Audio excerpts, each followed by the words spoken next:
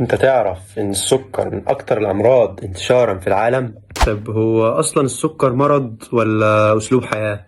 طيب هو ليه اصلا احيانا جسمنا ممكن يعاند الانسولين؟ بص كمل معايا الفيديو ده للاخر عشان اعرفك ايه القصة من اولها.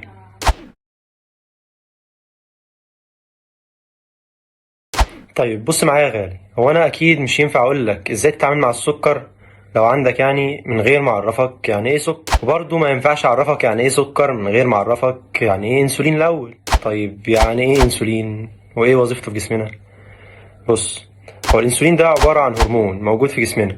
الهرمون ده يعتبر هو الهرمون الوحيد في جسمك المسؤول عن انقاص نسبة السكر في الدم. طيب هو بيعمل ايه؟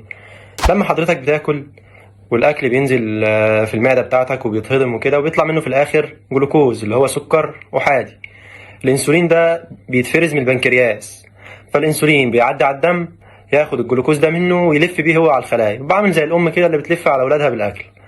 بياخد الايه الجلوكوز ويعدي بيه على الخلايا، يدي كل خليه حبه الجلوكوز اللي هي محتاجاها وياخد الباقي معاه لحد ما يخلص كل الخلايا. ماشي، بس طبعا بيبدا بالمخ.